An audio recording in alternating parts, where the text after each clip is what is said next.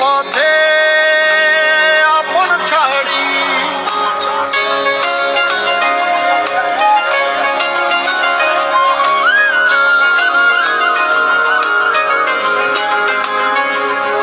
স্বপ্ন টানে দিলাম পাড়ি অচিন পথে আপন ছাড়ি পেছন ফেলে উঠান বাড়ি প্রিয় মুখার স্মৃতির সারি মন বলে চল ফিরে আবার স্বপ্ন যাবে বাড়ি আমার মন বলে চল ফিরে আবার স্বপ্ন যাবে বাড়ি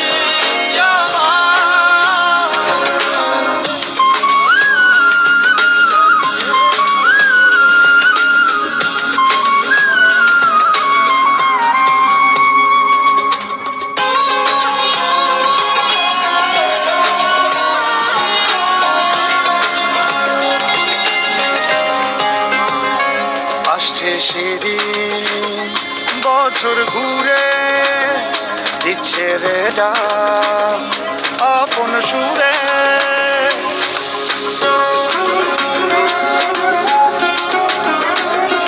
আসছে সেদিন বছর ঘুরে দিচ্ছে রে ডাক আপন সুরে যাচ্ছি আমার স্বপ্ন পুরে চেনা পথের বহু দূরে এই তো সময় ফিরে আসার স্বপ্ন যাবে বাড়ি আমার এই তো সময় ফিরে আসার স্বপ্ন যাবে বাড়ি আমার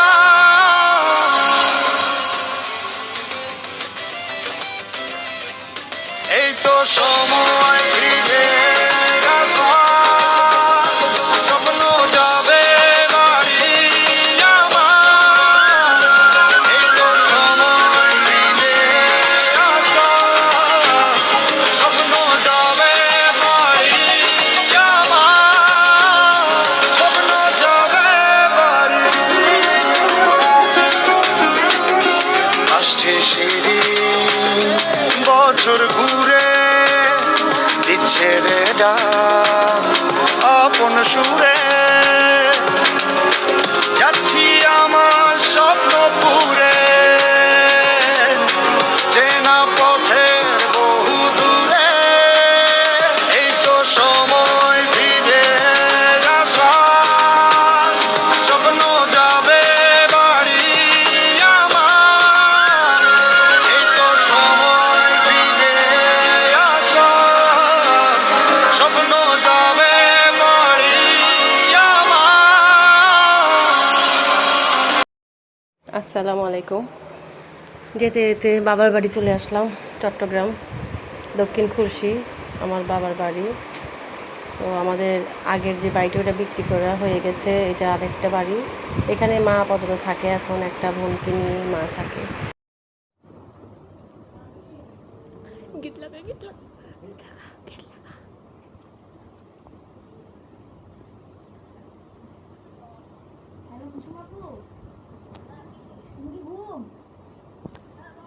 দুলাভাই ঘরে আছে?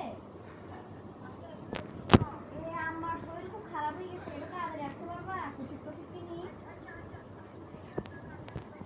আচ্ছা আচ্ছা ঠিক আছে।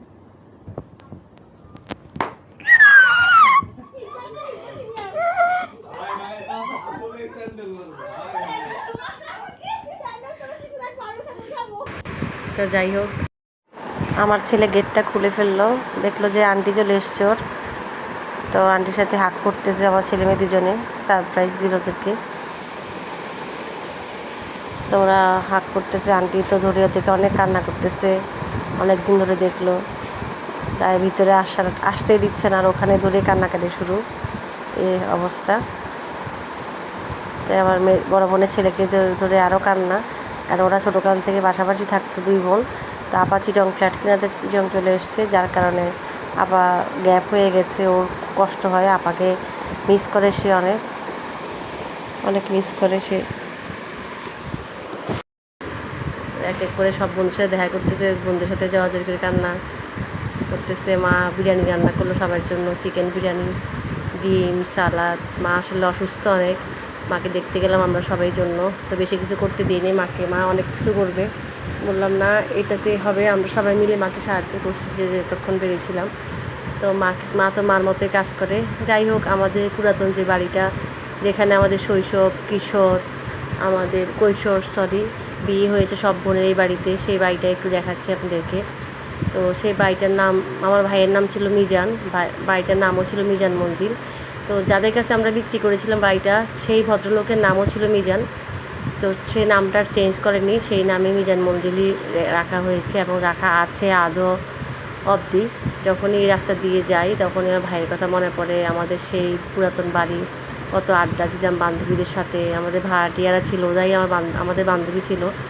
আমাদের 5তলা ফাউন্ডেশনের বাড়িটা 4তলা পর্যন্ত করা ছিল। তো সেই নারিকেল গাছ, এই নারিকেল গাছ থেকে অনেক নারিকেল খেতাম আমরা, অনেক নারিকেল হতো, বড় বড় মিষ্টি নারিকেল।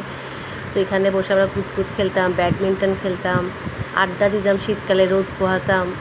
এই যে আমাদের গেট, এই নিচতলায় পুরাটাই আমরা থাকতাম। এটা আমাদের গেট, মানে আমাদের নিচতলা পুরোটা আমরাই থাকতাম, উপরে সব ভাড়াটিয়া ছিল। তো সেগুলি সব মনে পড়ছে, দেখতেছি এক এক করে, স্মৃতিচারণ হচ্ছে বুকের মধ্যে, আমাদের শৈশবের স্মৃতি, কৈশোরের স্মৃতি। এখানে সব বান্ধবীরা বসতাম, তখন অনেক ক্লিন ছিল জায়গাগুলি, অনেক স্বচ্ছ পরিষ্কার ছিল। আমার মা নিজ হাতে বাড়িটা পরিষ্কার করে রাখতো, একদম এত বড় বাড়ি আমার মা অনেক সুন্দর করে রাখতো।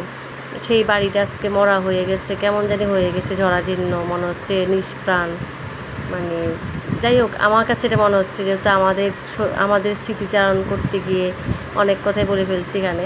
তো সেটাই হয়তো আমার ভিতরে লাগতেছিল, বাড়িটা মরা মরা হয়ে আছে, আগের মতো প্রাণচঞ্চল নাই, বাড়িটা কেমন নোংরা হয়ে আছে, পরিষ্কার পরিচ্ছন্ন নাই। তো ছোটো বোন সহকারে দেখে আমরা ফিরতেছি, আমরা যাবো হচ্ছে আমার এক বোনের, মেজো বোনের বাসায়। ও ফ্ল্যাট কিনছে নতুন একটা, ঈদের আগে শিফট হয়েছে। তো ঈদের আগে মিলাদ হয়েছিল, আমাকে ডেকেছিল, ঢাকা থেকে আসলে সম্ভব ছিল না যাওয়া, বাচ্চাদের স্কুল ছিল। যেহেতু চিটং গেলাম সেহেতু বোনের বাসাটা অবশ্যই দেখতে যাব, তাই বোনকে ও বলেছে আমরা আসতেছি। তো আমার ছোটো বোনকে নিয়ে আমরা রওনা হয়েছি বোনের ফ্ল্যাট দেখার জন্য। ওরও পুরাতন বাড়ি ছিল একটা, সেটা সেল করে দিয়েছে, করে দিয়ে সে একা একা কষ্ট করে প্রত্যেকটা জিনিস হ্যান্ডেল করেছে। 2টা বাচ্চা, ওরা বাচ্চাদের ঢাকার দেশের বাইরে থাকে, একটা জার্মানে বিয়ে হয়েছে, আর একটা পোল্যান্ডে থাকে, পড়াশোনা করতেছে। তো বোনের বাসায় যাবার দিন পরে কিছু মিষ্টি তো নেওয়া উচিত, খালি হাতে কি যাওয়া সম্ভব। তো চিন্তা করলাম কী নিব।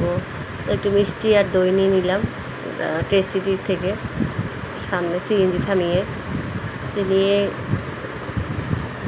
আমরা রওনা হচ্ছি।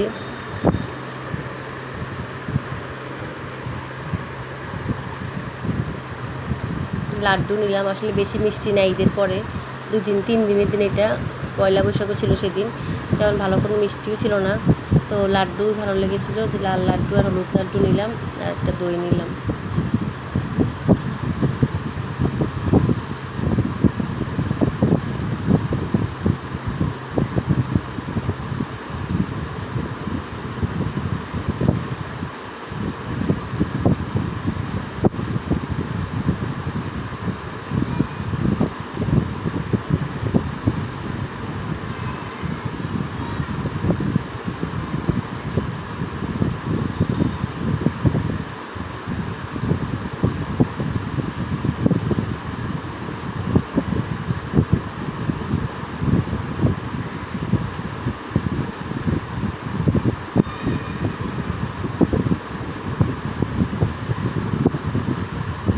আর দেখছিলাম কি আইটেম আছে, তো তেমন কিছু ভালো লাগছিল না। যাই হোক, আমরা শেষ করে সিএনজিতে উঠে চলে যাচ্ছি, আমার ছোটো বোন, আমি আর আমার ছেলে, 3 জনে আমরা যাচ্ছি ওর বাসায়।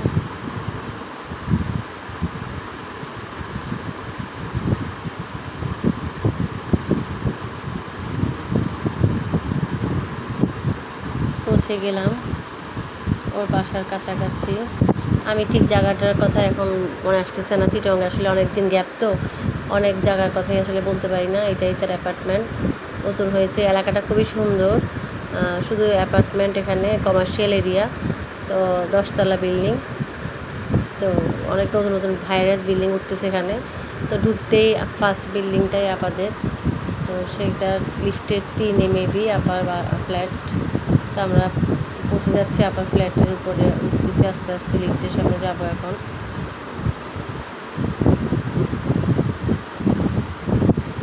সামনে অনেক স্পেস, এটাই ভালো লেগেছে। ফ্ল্যাটটা খোলামেলা, অনেক বড় সড়ো, সামনে অনেক স্পেস, গাদাগাদি করা নাই।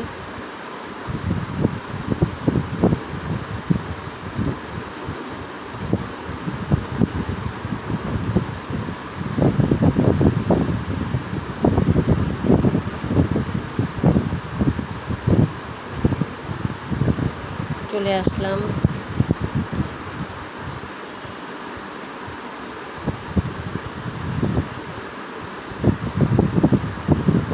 ফ্ল্যাটের সামনে চলে আসলাম। তারপর দেখলাম আপা ফল কাটতেছে, তারপরে মোগলাই ভাজি করতেছে আমাদের জন্য, তারপরে চিকেন রোল করলো, উন্থন ভাজি করলো, তারপরে মিষ্টি দিল, সন্দেশ দিল, সব কিছু একটু করে সামনে হাজির করলো। একা একা এক হাতে সব কিছু করা আসলে কীভাবে যে সময় কাটে ওর আল্লাহ। আমাদের নুডলস করলো আবার। তো এগুলি সব সামনে হাজির করতেছে, আমাদেরকে দিবে। আমি ঘুরে ঘুরে একটু বাসাটা দেখতেছিলাম। বাথরুমটা অনেক বড়, ওর মাস্টার বেড, এটা কিচেন, এটা ক্যাবিনেট করেছে, আলমারি, অ্যাটাচড আলমারি করেছে, ড্রেসিং টেবিল করেছে। আমাকে ফোনে দেখিয়েছিল, যখন করতেছিল বারবার বলতেছিল দেখো কেমন হবে কেমন হবে। তো মানে অ্যাডভাইস নিচ্ছিল। বললো আপা এই কালার করে, এই কালার করলে সুন্দর লাগবে, বাসাটা ব্রাইট লাগবে। তো সেভাবে আসলে করা। তো যাই হোক, কিছু হইলে কিছু করতে হলে আপা আসলে ফোন করে, একা ডিসিশন নিতে পারে না, একটু পরামর্শ নেয়, যেটা ভালো লাগে চেষ্টা করি বলার। তো এইভাবেই চেষ্টা করে সৌন্দর্যটা আসলে ধরে রাখার জন্য। তো যাই হোক, একদম রাস্তার পাশেই বাসা। এই যে রাস্তাটা দেখা যাচ্ছে বারান্দা থেকে, রিক্সা যাচ্ছে দিক দিয়ে, একদম বারান্দার রাস্তা দেখা যায়, একদম রাস্তার কাছাকাছি ফ্ল্যাটটা। একদিকে সুবিধা, একদিকে অসুবিধা হচ্ছে ধুলাবালি আসে অনেক। তো রুমটা পুরো খালি, এই রুম খালি, কারণ ওর সমস্ত ফার্নিচার, পুরাতন ফার্নিচার সব সেল করে দিয়েছে, নতুন সব ফার্নিচার কিনবে। যেহেতু ঈদের কয়েকটা দিন আগে উঠেছে, শিফট হয়েছে, সেহেতু কোনো ফার্নিচার তেমন প্রেশার হয়ে গিয়েছিলো আসলে উঠাটা, তার জন্য কিছুই কেনা এখনও হয় নাই। মাত্র ফ্ল্যাট রেডি হয়ে উঠলো, আরও রিনোভেশনের কাজ ছিল, সে উঠেও অনেক রিনোভেশনের কাজ বাকি ছিল, সেগুলি করা শেষ করলো। তো এর মধ্যে ফার্নিচার আর ঢুকায় নেই। তো এখন আস্তে ধীরে সমস্ত ফার্নিচার কিনবে প্রত্যেকটা বেডের জন্য। ঈদ মাত্র শেষ হলো, দোকানপাট খুললে সমস্ত ফার্নিচার কিনবে। তো ওইটা ক্যাবিনেট করা, রান্নাঘরের, এটাও খুব সুন্দর করে করেছে। তো ঢাকায় আবার একটা ফ্ল্যাট তৈরি হচ্ছে আবার, ওখানেও কদিন পরে, ঈদের দিন পরে চলে আসবে আবার, ওইটা রেডি হচ্ছে, ওখানেও থাকার চিন্তাভাবনা আছে। চিটাগংয়ে একটা, ঢাকায় একটা। তো যাই হোক, এর মধ্যে আমরা খাওয়া দাওয়া শুরু করলাম। প্রত্যেকটা খাবারই মজার ছিল, আপেল, নাশপাতি, নুডলস, উন্থন, মিষ্টি, রোল, সবই একটু একটু করে খেলাম।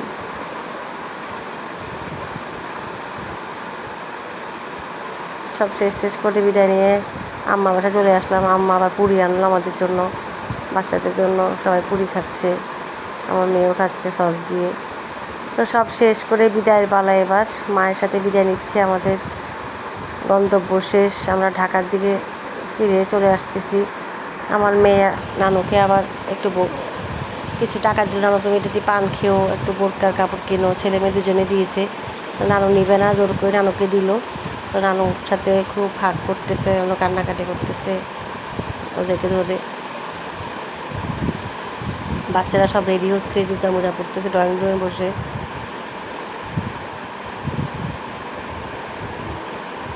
আসলে আমরা সবাই যাওয়াতে খুব গ্যাদারিং হয়ে গেছে, সব বোন একসাথে গিয়ে আমরা হাজির। আমরা কখনো এভাবে একসাথে যাই না, এই ফার্স্ট টাইম, অনেক বছর পর 3 বোন একসাথে হলাম। চিটাগংয়ে আরেক বোন, 4 বোন, আরেক মেজো বোন ঢাকায় চলে এসছে, 5 নম্বর বোন, আরেক বোন ফেনীতে থাকে, 6 নম্বর, আর ছোটো বোনটা ওই নীল ড্রেস পরা ও। এই আর কি আমাদের সবার পরিবারের সদস্যদের সাক্ষাৎ। আমার ছেলে সালাম করতেছে, নানুকে বিদায় দিচ্ছে। আমার মা দোয়া করে দিচ্ছে ওদেরকে। জানি না মার সাথে আর দেখা হবে কিনা, কবে মার সাথে আবার সাক্ষাৎ হবে, আবার হাগ করবো, আল্লাহ মাহফুজ জানে। সংসারের তাড়নায় সব কিছুই আসলে হয়ে ওঠে না, যাব করে যাওয়া হয় না, আসবো করে আসা হয় না। এভাবেই জীবন, কখন যে কোন দিক দিয়ে সময় চলে যায় আসলে বোঝা বড় মুশকিল। সবাই বিদায় নিচ্ছে এক এক করে নাতিরা।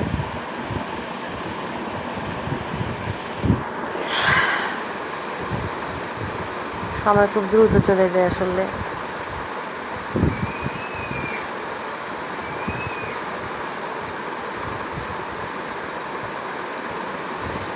আমার ছোট বোন এটা।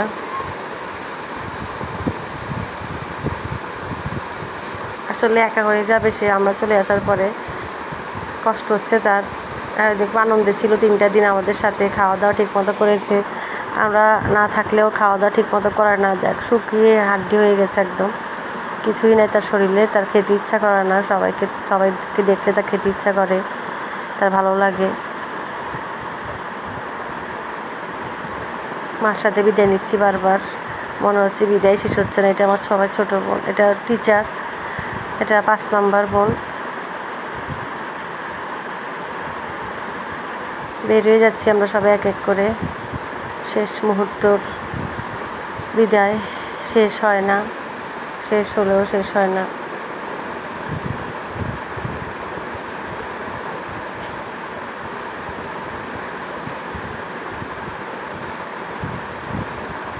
মা কান্না করতেছে, ছোট বোনটাও কান্না করতেছে।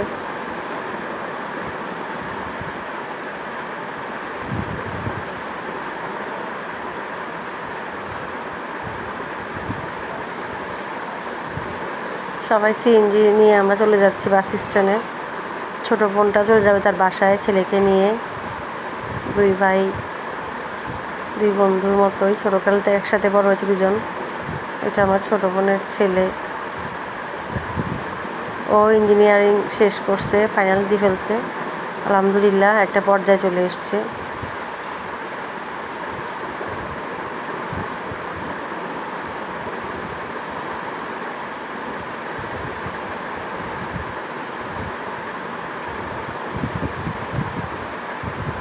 বিদায়, চট্টগ্রাম বিদায়। আবার কবে দেখা হবে জানি না। আমার মায়ের আঙ্গিনায় যাব আবার, মাকে দেখতে আবার, আল্লাহ মালিক। সে পর্যন্ত সবাই দোয়া করবেন, ভালো থাকবেন, সুস্থ থাকবেন। যেতে যেতে একটু ভিডিও করলাম, আর বলছিলাম কবে আবার চিটংয়ে আসবো, কবে দেখা হবে চিটংয়ে। সে পাহাড়, সে পর্বত, মায়ের আদর, মায়ের ভালোবাসা, ছোট বোনের আনন্দ, আমাদেরকে দেখে যে আনন্দ উৎফুল্ল হয়, তার মুখখানি ভেসে উঠতেছে বারবার। তো সবাইকে ভালো থাকুক দোয়া করি, সবাইকে ভালো রাখুক আল্লাহ, সেই দোয়া থাকলো। ছোট ছোট কিছু ভিডিও নিয়ে আপনাদের মাঝে হাজির হব, আমাকে সাপোর্ট করবেন। যে যেখানে থাকবেন ভালো থাকবেন, ভুল ত্রুটি থাকলে ক্ষমা করবেন। আলহামদুলিল্লাহ এবার ঈদটা অনেক শান্তিময় হয়েছে, সুন্দর হয়েছে। লাখ লাখ শুকর আল্লাহর কাছে। এভাবে যেন বাকি দিনগুলি এভাবে পার করতে পারি, সে দোয়া করবেন। আসসালামু আলাইকুম।